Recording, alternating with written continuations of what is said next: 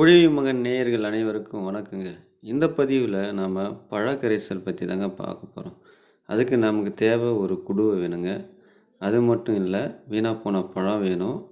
அதுக்கு அடுத்தது நாட்டு சர்க்கரை வேணுங்க. முதல்ல ஒரு குடுவையில் நாட்டு சர்க்கரையை கொஞ்சம் நம்ம எடுத்து நம்ம என்ன செய்யணும்னா அந்த குடுவைக்குள்ளே போடணும். அதுக்கப்புறம் பார்த்திங்கன்னா, நம்ம பழம் வீணாக போன பழம் நம்ம வீட்டில் இருக்கும், இல்லை கடையில் போய் கேட்டால் கூட அவங்க வீணாக போன பழம்லாம் போட்டு வச்சுருப்பாங்க. அதை ஃப்ரீயாகவே தருவாங்க. அதை வாங்கிட்டு வரணும். நம்ம எந்த அளவுக்கு பழம் போடுறோமோ அந்த அளவுக்கு நம்ம நாட்டு சர்க்கரையை போடணும். ஃபார் எக்ஸாம்பிளுக்கு 1 கிலோ பழம் வேஸ்ட்டான பழத்தை நம்ம போடுறோம் குடுவைலாம், அதே அளவு 1 கிலோ நாட்டு சர்க்கரையும் போடணும். வாங்க நம்ம அந்த பழங்களை நம்ம வாங்கிட்டு வந்துட்டோம். இப்போ அதை நம்ம கட் பண்ணி நம்ம குடுவையில் போட போகிறோம். ஏற்கனவே நம்ம என்ன செஞ்சுருக்கோம்னா நாட்டு சர்க்கரையும் அதுக்குள்ளே போட்டிருக்கோம். இப்போ பழத்தை கட் பண்ணி அதுக்குள்ளே நம்ம போட போகிறோம். வாங்க.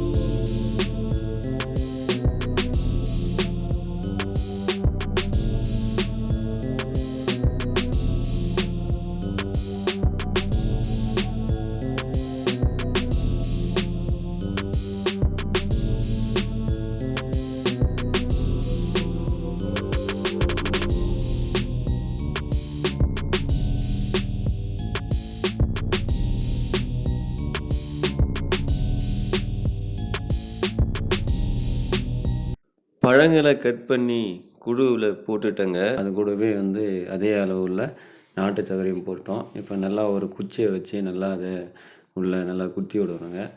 ஏன்னா அப்போ தான் நாட்டு சர்க்கரையும் அந்த பழமும் நல்லா மிக்ஸ் ஆகும். மிக்ஸ் ஆனால் தான் நல்லா அந்த பழக்கரைசல் நல்லா உற்பத்தி ஆகும். அதுக்கு மேலே நம்ம என்ன செய்யணும்னா நாட்டு சர்க்கரை கொஞ்சம் கொஞ்சமாக போட்டு நம்ம நல்லா குச்சியில் நல்லா கிண்டி விடணுங்க. அதுக்கப்புறம் என்ன செய்யணும்னா நம்ம இது நல்லா காற்று புகாமல் மேலே ஒரு மூடியை போட்டு நல்லா மூடி டைட்டாக வச்சிடணுங்க. இது ஒரு 30 நாளுக்கு மேலே நம்ம என்ன செய்யணும், மூடியே வச்சுருக்கணும். அப்பப்போ என்ன செய்யலாம்னா மூடி திறக்காமல் குலுக்கி விடணுங்க. அப்போ தான் அந்த பழமும் அந்த நாட்டு சர்க்கரையும் நல்லா மக்கி நல்லா பழம் கரைசல் உருவாகும். இதுக்கு எதுக்கெல்லாம் இது பயன்படுத்தலாம் பார்த்தோன்னா, குறிப்பாக நம்ம மாடி தோட்டங்களில் நம்ம பயிர் செய்கின்ற குறிப்பாக காய்கறிகள், கீரைகள், பழங்கள் எல்லாத்துக்குமே இந்த கரைசலை நம்ம பயன்படுத்தலாம். இது பார்த்திங்கன்னா நல்லா வளர்ச்சியை கொடுக்குங்க. யூரியாவுக்கு பதிலாக இது பயன்படுத்தலாம். அதே போல் காய்கறிலாம் பார்த்திங்கன்னா நல்லா ஷேனிங்காக வருங்க, கலரும் நல்லா ஊட்டத்தையும் இந்த பயிர்களுக்கு இதே கொடுக்குங்க. இதை நம்ம எந்த ஒரு செலவும் இல்லை, குறைந்த செலவில் தான் நம்ம இதை தயாரிக்க போகிறோம். நமக்கு இந்த நாட்டு சர்க்கரை மட்டும்தான் நம்ம கடையில் வாங்க போகிறோம். மற்ற இந்த பழங்கள் ஃப்ரீயாகவே கொடுத்துருவாங்க. நம்ம வீட்டிலேயே இருக்கிற ஒரு குடுவையை வைத்து நம்ம இதை செஞ்சுக்கலாங்க. இந்த பதிவு உங்களுக்கு பிடிச்சிருந்தால் லைக் பண்ணுங்கள்.